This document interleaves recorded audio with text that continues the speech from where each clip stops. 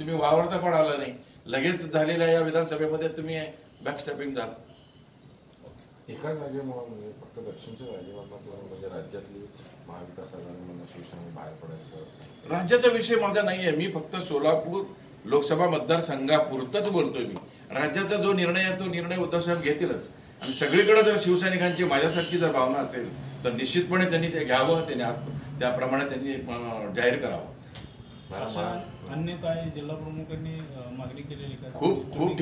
खूप ठिकाणावरून अशाच बातम्या आहेत की काँग्रेस पक्ष युती आघाडी धर्म पाळलेला नाहीये आणि अनेक ठिकाणी राष्ट्रवादीचे सुद्धा उमेदवार अशा पद्धतीनं एकमेकांच्या पायात पाय घालत होते.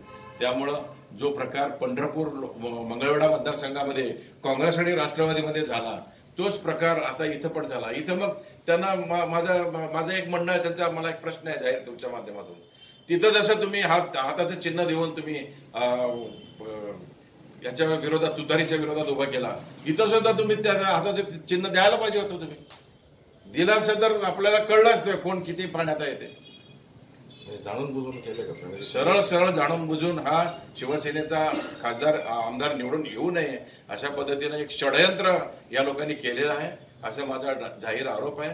आणि तो त्यांनी भविष्यामध्ये जेव्हा काही वेळ येईल त्यावेळेला त्यांनी सांगावं तुम्ही खरंच असं का केलं. आता पुढं म्हणजे भविष्यात खासदारकीच्या निवडणुका झाल्या लोकसभा, त्यावेळेस शिवसैनिक म्हणजे काय याचा बदला वचपा करतो. अर्थातच मशाल आहे आमच्या हातात. आता ही पेटलेली धगधगती मशाल, ही मशाल घेऊन अनेक घाव सहन करून आम्ही पुढे चाललोय. वाट आम्ही मार्गक्रमण करतोय.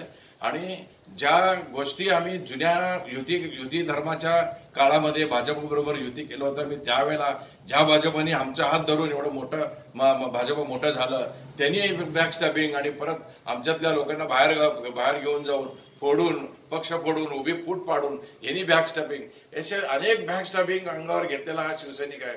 आता हा शिवसैनिक चौताळून उठणार, मशाल घेऊनच काम करणार.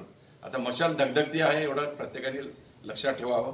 ही मशाल घेऊन आम्ही घराघरापर्यंत पोहोचणार, अन्यायाच्या विरोधात लढणार म्हणजे लढणार.